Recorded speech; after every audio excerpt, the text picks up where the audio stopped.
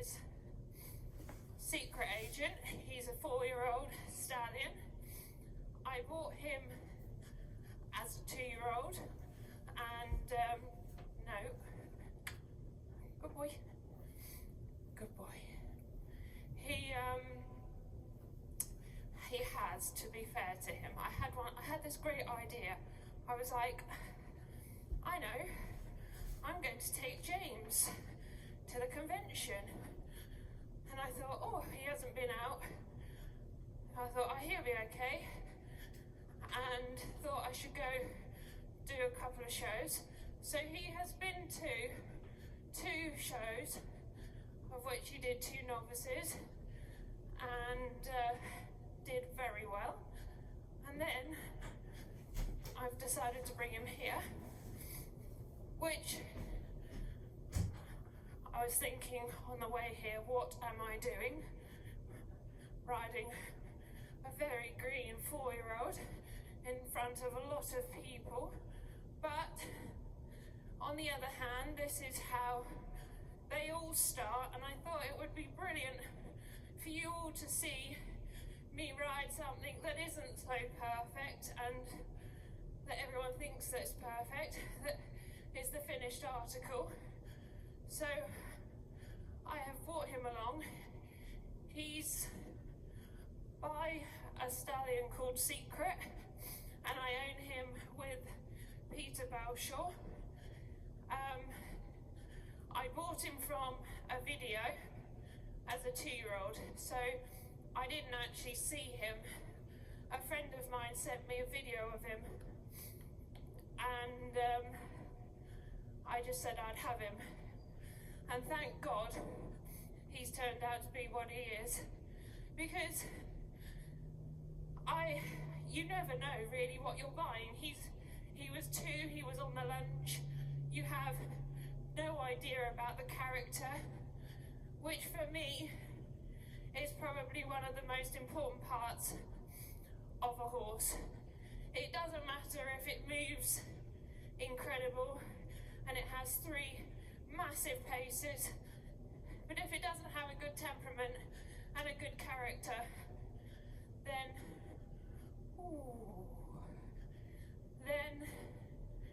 it's very, very hard to do the job you want to do. So you can see he comes in here, he has a little look, he's a little bit afraid, but my job as a rider is to reassure him, hold his hand, tell him it's okay.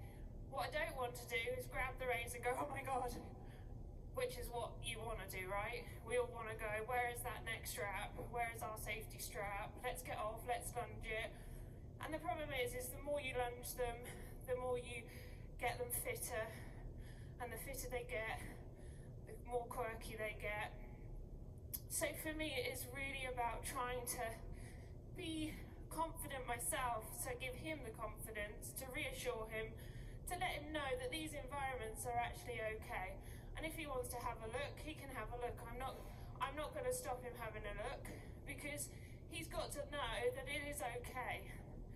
And at our yard we have chickens, guinea fowls, peacocks, dogs, you name it, we have it. So they have to see the whole thing. I mean, for him as well, he goes out in the field, very, very important. It's not about keeping him in because he's precious. Again, all the horses go in the field, very, very important. He's 4 years old. If he wasn't a stallion, I'm sure he'd be living out in the field. But obviously being a stallion, again, it's a little bit harder. I don't normally have stallions, if I'm honest. I normally ride mares or geldings. They're my preference. I always find with stallions, their mind's on another job, and you grow an extra leg occasionally, so it's really difficult to keep their attention. But he is a really super stallion. For me, again, I will just talk a little bit about him as a horse and what I look for in young horses. I think it's really, really important when you're looking to buy a horse. You know, what do you look for?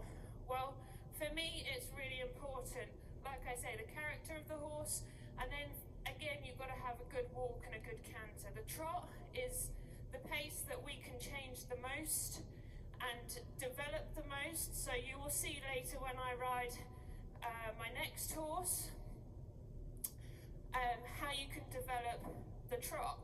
So for me, conformation, again, having a good conformation. I mean, if you have one that isn't got the perfect conformation, it doesn't mean it's not going to be the best dressage horse. There's horses with all sorts of conformation that can do it, and you look at them and you think there's no way they can do it, and they do. So he is the perfect supermodel, I think. He has a very, when you sit on him, you have this beautiful neck, and at the moment, you know, you can see he's got to mature a lot more, he's got to fill out, he's got to get stronger, but he has a beautiful front, big shoulder. When I look down in front of me, he has a big shoulder. Now when I ride him, the looseness and the suppleness within his body is incredible. So if you think it looks good, it feels even better. And that's one thing I think you have to remember. When you look at buying horses, you can go and have a look at a horse and you can look at it and think, that's really nice. And then you get on it and it's actually a disappointment. And then you can have a horse that looks quite normal, and then you ride it, it gives you the most incredible feel.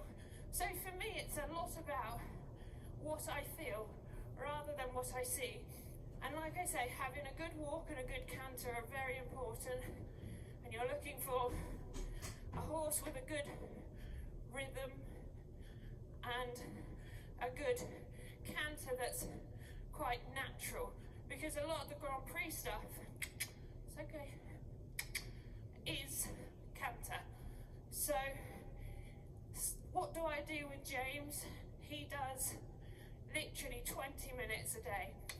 So again, you can see I just gotta keep the balance. So all he does and all I do with him is work on the reactions from my leg aids, the straightness, the suppleness, and just letting him be a 4-year-old. Not trying to expect too much from him, not stopping him from making mistakes, trying to just teach him. He has his whole life to collect. So I really want to allow him to go forward. Now you can see with this trot, it's just a very natural, easy trot. And that's me not doing anything. So I haven't even had to put any work into this trot. This is all natural, which is what I love about him. It's just so loose and elastic, and the feeling that he gives you. And by nature, he's uphill. He lifts it, he carries himself. I haven't got to hold him up. And for a young horse at 4 years old, the word of balance, sometimes you have horses that aren't so balanced, and that's okay as well. It just takes different horses, different shapes, different sizes, all different times. So just because I have him, I have other 4-year-olds that aren't as balanced and secure as he is. But that's what I mean, it's also natural for him. I haven't had to do a lot. So within my sessions, I didn't want to do some transitions, just to the walk.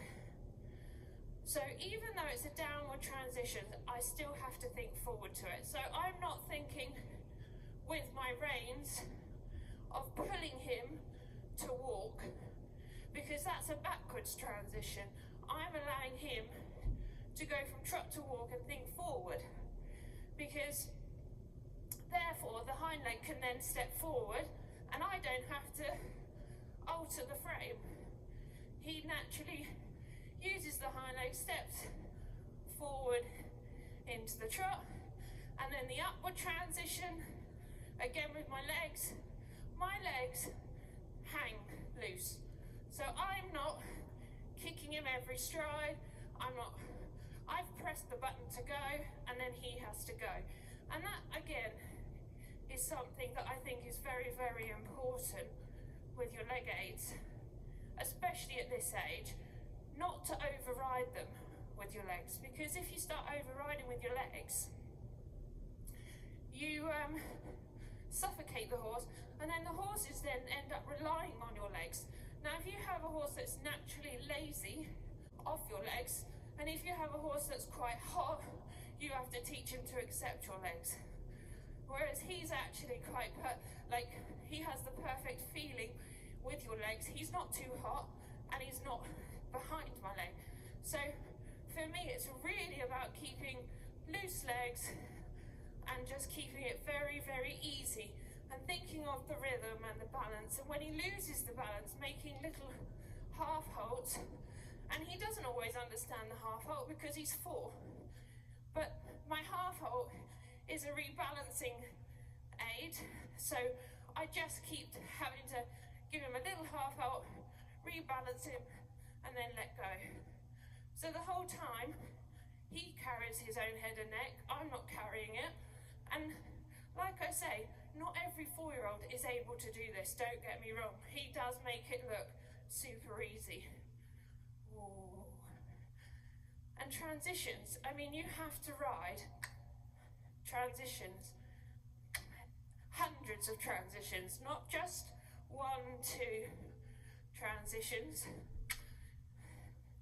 You're looking at riding 200-300 transitions, because although we all want to do the tricks, let me tell you, the tricks are the easy part.